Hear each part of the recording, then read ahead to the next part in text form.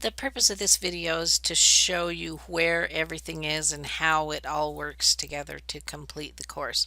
So once you log into the course, let's talk about a few things. First, up here at the right is the inbox, and there would be a little red circle there if you had something new that you hadn't read.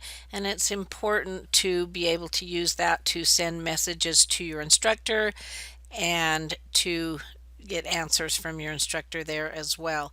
If you click on your name, it will take you to your preferences, and there you can set notifications. And if you haven't already done it, I would strongly recommend that you have notifications when an announcement goes out in this course, because your instructor could be sending out announcements, important things you need to know fairly quickly.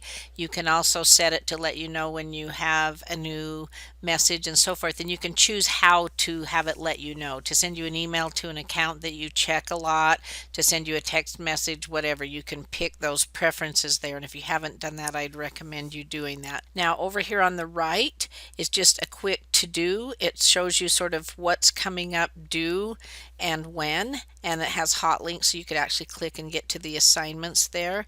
And then down below that's course groups, which you don't really need to worry about, and then it talks about some things coming up, and then below that is recent feedback. So assignments that have been graded, you can look at those kind of quickly to see what's going on. Now over here on the left hand side, you could get to the announcements here if you wanted to read one or refer back to one again, but again, as I told you, it doesn't really let you know when you have an announcement when you're in at this view, so I would recommend having it notify you when there is a new announcement. You can get to discussions here. The discussion postings that we will do, a lot of them will be sort of embedded within the course, as you will see as well. Here you have a grades link, and if you click on that, you can see your grades so far, and you can see each of the assignments and what grade you've received. A couple of things to notice: when you see something like this, it hasn't yet been graded. Something like this one has been graded and shows you your grade and out of how many, and so you can kind of look down through. If you see a picture of a little assignment, again, it means it has not yet been graded by your instructor. Now a few other things as we scroll down here that I wanted to show you.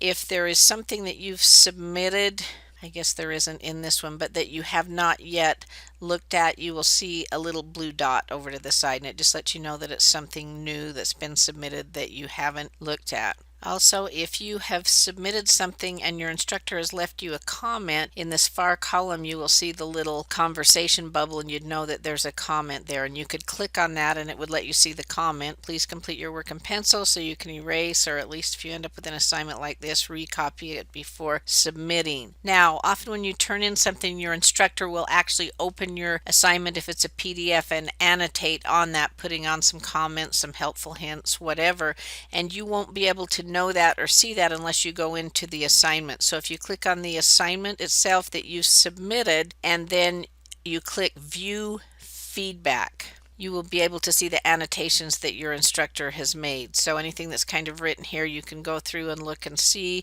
what that is, and this needs to be in miles per hour and so forth. And then also if they had left any comments typed, again, you can see them right here, and you can see on an assignment like this why that was written to this student. If we look back here on the left, you could also click on modules to kind of see where you were working through it. It's not necessary if you sort of follow the link, as we will see, but you could. And then right here on conferences, your instructor will hold virtual office hours here, and so if you would like to meet and get some help, you can contact your instructor through messaging and figure out a time, and then you could go here and join the conference and be able to see the screen. Your instructor could write and you guys could talk. The other use of conferences might be some kind of a class review talking about material, and you would be notified of the conference. You typically receive a message that has a link to get to the conference when it would be,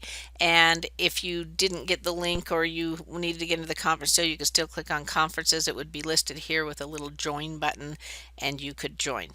So now let's see, always you can click the home button to get back to the main screen, and we can see that things are based around these 15 problems, and it's important to go through all of the orientation materials first, and you obviously are watching this video, so you found them. It's important to watch all 4 videos and to submit all pieces to the orientation, and the way you can find the next one is you just simply click next to get to the next piece. There's an orientation quiz that you need to get 100% on, and you can take it as many times as you need to, so go ahead and do that, and then we'd click next, and this is an introduction to MyOpenMath, and MyOpenMath is where you would work and submit answers online, and this kind of shows you how to enter answers, and so it's kind of nice because you can click on the question. It's kind of defining for you how to enter things, and then you can type them in. And this little preview button right here is nice because when you click that, you can see actually how the computer is interpreting what you enter.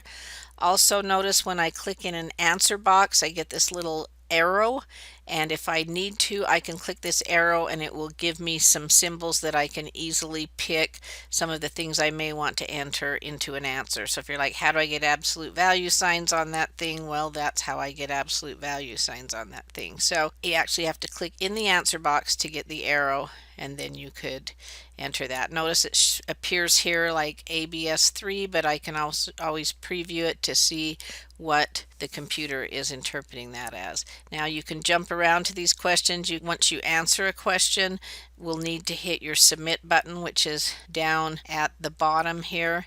So we want to make sure that we put in whatever we're supposed to put in. I'm just going to put in something here, and then we need to click submit. And once you click submit, it was telling me I haven't answered them all, which I haven't, but anything that's wrong will be in red, and anything that is correct will be in green. I didn't have anything correct there. You can always go back to any question, and you can try a similar question, or you can reattempt the question so you can fix it. Here's one that's correct because it's in green. This one I need to do what it says here, so it says around it to 2 decimal places, so I can do that, and then I can go down and fill in the rest and so forth. There's only one more, but I'll just go ahead and click submit. It's telling me I didn't answer the last one. Notice now the one I had wrong is in green. So you can always reattempt or try another version so that you can get all of the points on these, and this kind of gives you a progress screen on how you're doing. Okay, I was going through the orientation, so I'm going to go ahead and click next. And the third part of the orientation is a communication. You can read and do what it says there. Then I'm going to click next, and the fourth part of the orientation explains to you about testing. You will actually take your tests at the Instructional Testing Center on a tablet computer, so you can just write right on the screen, and then you'll be able to submit them. So this kind of lets you get a feel for how that will be, and you get to try that. There'll be a week or two where you can actually go to the testing center and try the tablet when it's not a test if you're nervous about it, so you can see. I've had students try this last semester and everybody was fine with it. Okay, so after we're done with the orientation, then I can click next, and it takes me to the next thing I'm supposed to do, which is the Algebra and Trig review. I'm actually going to click back to the home screen, however, because I want to show you that right here in the middle is course information and resources, and that's really an important part of the orientation too. It is where you get the syllabus. It's a little bit lengthy, but it has how everything works, how the grading's going to work, etc. So really important to have a look and read through that carefully. Here is the schedule. It's a very rigorous schedule with something due just about every day because there's a lot of material to be covered in this class. Then we'll go ahead and open this, and I would highly recommend that you print this out for reference. You can print it out in black and white if you want. It's kind of color coded here to help you see the important dates, but very important to have this for reference. You can see something is due just about every day. Now we're going to explain about the discussion postings and responses, and the reason these are in red is because these are absolute. These will not be accepted late for any reason because it involves the interaction with the class, and so you need to make these discussion posts on time. They'll be explained in a little more detail in how to work through a problem module. So print this out for reference. It will help you to keep on track with everything. Here's the course objectives and some important information for course survival. This course takes advantage of open educational resources. Basically what that means is there is no cost for you for a textbook or for the software that's used. Within each of the modules on the content pages, there's links to the pertinent section from the textbook where you can go and you can read that, so you don't need to print an overall book or to look at the overall book, but they're just referenced here if you're interested. Here are sites for 2 good resources for extra calculus videos, and they're indexed by topic. So lots of great things under the course information link. Now I'm going to go back and click on this Algebra and Trig review. And let me just actually scroll over there so we can see it kind of chopped off a little bit there.